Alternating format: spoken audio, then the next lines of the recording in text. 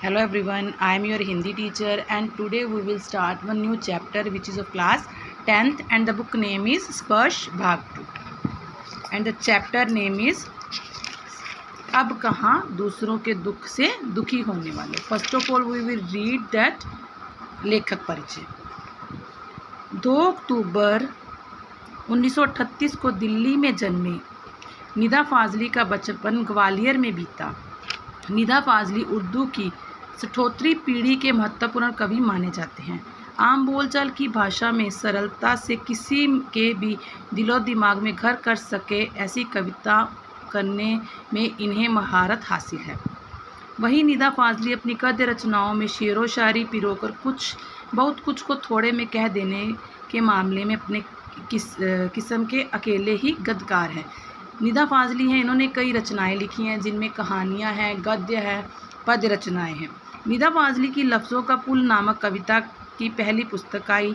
शायरी की किताब खोया हुआ सा कुछ के लिए 1999 के साहित्य अकादमी पुरस्कार से सम्मानित निदा फाजली की आत्मकथा का पहला भाग दीवारों के बीच और दूसरा दीवारों के पार शीर्षक से प्रकाशित हो चुका है। इन दिनों फिल्म उद्योग से संबंध है। यहाँ तमाशा मेरे आगे किताब से संकलित एक अंश प्रस्तुत है। पाठ प्रवेश। कुदरत ने यह धरती उन तमाम जीवधारियों के लिए अता फरमाई थी जिन्हें खुद उसी ने जन्म दिया था। अता फरमाई थी मतलब उन्हीं के लिए बनाई थी जिन्हें उसने जन्म दिया है। सब भगवान के बनाए हुए हैं, लेकिन हुआ यह है कि आदमी नाम के कुदरत के सबसे अजीब करिश्मे ने धीरे धीरे पूरी धरती को ही अपनी जागीर बना लिया और अन्य तमाम जीवधारियों को दरबदर कर दिया। जीवधारियों मतलब पशु पक्षियों को। अब जो मनुष्य बनाया गया था वो सबसे श्रेष्ठ था। उसने क्या किया कि अपने भुजबल पर सभी चीज़ों पर अपना अधिकार जमाना शुरू कर दिया। नतीजा यह हुआ कि अन्य जीवधारियों की या तो नस्लें ख़त्म होती गई या उन्हें अपना ठोर ठिकाना छोड़कर कहीं और जाना पड़ा, या फिर आज भी वे एक आशियाने की तलाश में मारे मारे फिर रहे। आशियाने मतलब एक घर की या घोंसले की तलाश में मारे मारे फिर रहे हैं। इतना बार हुआ रहता तो होता तब भी गनीमत होती, लेकिन आदमी नाम के इस जीव की सब कुछ समेट लेने की भूख यहीं पूरी नहीं हुई। अब वह प्राणियों को ही नहीं खुद अपनी जात को भी बेदखल करने से ज़रा भी परहेज़ नहीं करता। अब आदमी ही आदमी का दुश्मन बन गया है। आलम यह है कि उसे ना तो किसी के दुख सुख की चिंता है, ना ही किसी को सहारा या सहयोग देने की मंशा है। यकीन ना आता हो तो इस पाठ को पढ़ जाइए और साथ ही याद कीजिएगा अपने आसपास के लोगों को। बहुत संभव है इसे पढ़ते हुए ऐसे बहुत लोग याद आए जो कभी ना कभी किसी ना किसी के प्रति वैसा ही बर्ताव करते रहे हों। हाँ जी। अब कहाँ दूसरों के दुख से दुखी होने वाले। अब वो लोग नहीं हैं जो दूसरों के दुख को देखकर दुखी होते थे। पहले ज़माने में क्या होता था कि अगर आस पड़ोस में या गांव में किसी को दुख होता तो पूरा गांव उसका परिवार बन जाता था उसके दुख को बांटने के लिए। कहते हैं कि दुख बांटने से घटता है, खुशी बांटने से दुगनी हो जाती है। लेकिन आज हम जो पाठ पढ़ेंगे उससे हमें पता चलेगा कि आजकल जो लोगों की सोच है वो बदलती जा रही है। बाइबल के सोलोमेन, जिन्हें कुरान में सुलेमान कहा गया है, ईसा से 10,025 वर्ष पूर्व एक बादशाह थे।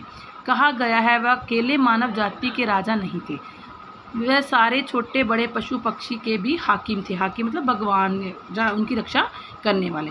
वह इन सब की भाषा भी जानते थे। एक बार सुलेमान अपने लश्कर के साथ, लश्कर मतलब अपनी सेना के साथ एक रास्ते से गुजर रहे थे।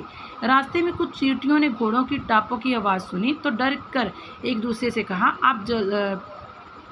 आप जल्दी से अपने अपने बिलों में चलो, फौज आ रही है। सुलेमान उनकी बातें सुनकर थोड़ी दूर रुक गए और चींटियों से बोले, घबराओ नहीं, सुलेमान को खुदा ने सबका रखवाला बनाया है। मैं किसी के लिए मुसीबत नहीं हूँ, सबके लिए मोहब्बत हूँ। चींटियों ने उनके लिए ईश्वर से दुआ की और सुलेमान अपनी मंजिल की ओर बढ़ गए।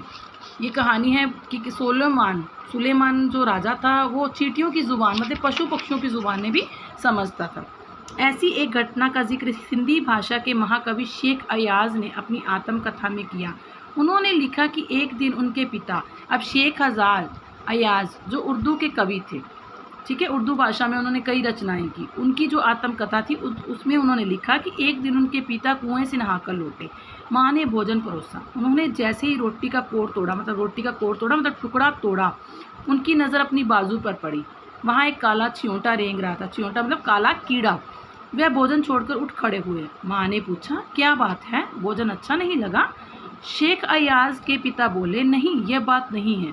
मैंने एक घर वाले को बेघर कर दिया। एक घर वाले को मतलब कि एक जो च्योंटा उनकी बाजू पर रेंग रहा था, मतलब वो उनको कुएं पर से नहाते हुए उनकी बाजू पर चढ़ गया था। इसीलिए उन्होंने कहा कि मैंने एक घर वाले को बेघर कर दिया, मतलब वो उसे अपने साथ ले आए। अगर वहाँ पर वो उस च्योंटे को मार देते या कहीं छोड़ देते तो अपने घर का ठिकाना ना ढूंढ पाता। उस बेघर को कुएं पर उसके घर छोड़ने जा रहा हूँ।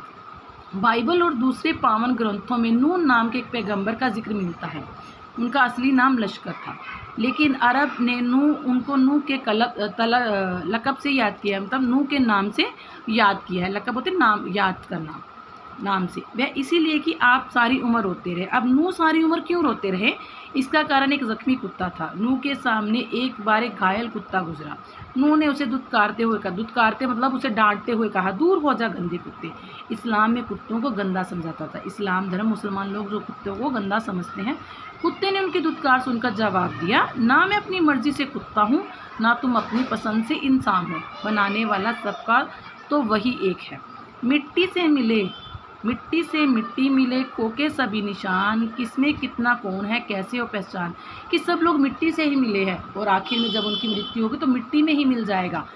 अब उसके जो निशान है उसे कैसे पता चलेगा कि वो इंसान था या कोई जानवर था? क्योंकि हम लोग जो हमारा शरीर है 5 तत्वों से बना हुआ है, और जब हमारी मृत्यु होती है तो हमारा जो शरीर है पूरी तरह राख बन जाता है। अब वहीं पर किसी जानवर की राख हो, वहीं पर किसी इंसान की राख हो, तो पता नहीं चलेगा उन दोनों राखों को उठाने पर कि आखिर उस मिट्टी में कौन है, मनुष्य है या पशु है। नूह ने जब उसकी बात सुनी तो और दुखी हो मुद्दत तक रोते रहे। मुद्दत मतलब सालों तक रोते रहे। महाभारत में युधिष्ठिर का जो अंत तक साथ निभाता नजर आता है, वह भी प्रतीकात्मक रूप से एक कुत्ता था। सब साथ छोड़ते गए तो केवल वही उनके एकांत को शांत कर रहा था। एकांत मतलब जो वो अकेले थे। दुनिया कैसे वजूद में आई, पहले क्या था, किस बिंदु से इसकी यात्रा शुरू हुई, इन प्रश्नों के उत्तर विज्ञान अपनी तरह से देता है, धार्मिक ग्रंथ अपनी अपनी तरह से। संसार की रचना भले ही कैसे हुई हो, लेकिन धरती किसी एक की नहीं है। पंछी, मानव, पशु, नदी, पर्वत, समुद्र आदि की इसमें बराबर की हिस्सेदारी है। यह और बात है कि इस हिस्सेदारी में मानव जाति ने अपनी बुद्धि से बड़ी बड़ी दीवारें खड़ी कर दी हैं।